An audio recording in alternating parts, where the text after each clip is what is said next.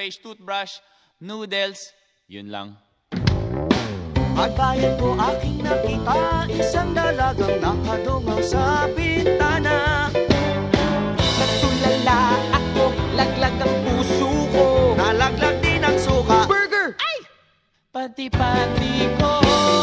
Napasigaw si Aling Nena. Ako naman ay parang nakuryenteng pusa.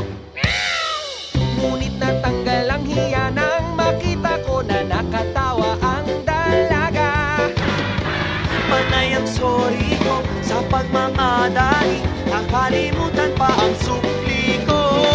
Pagdating sa bahay, nanggalit si nanay, pero oks lang ako ay inlababo ng tunay. Tindahan ni Aling Nena, parang isang kwentong pampelikula.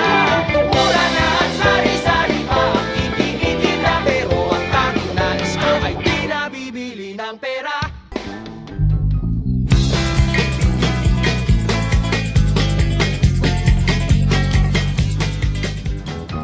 Pumunta ako sa tindahan kinabukasan para makipagkilala.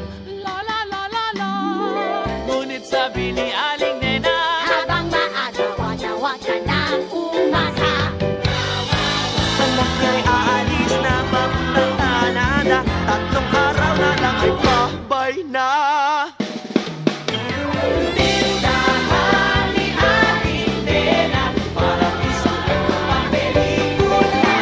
Mura na at sari-sari pa ang iniitinda, pero ang tanging nais ko ay di nabibili ng pera.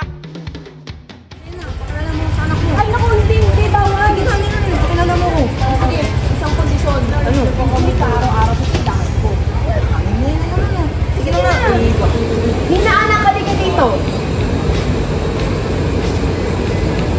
Oh. Nina, si Juan nga pala.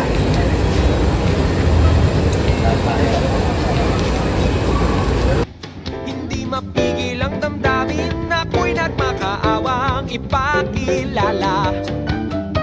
Payag daw siya kung araw-araw meron akong binibili sa tinda niya.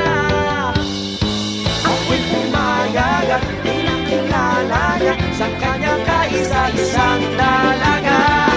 ngunit na makilala, siya'y tumalikod na at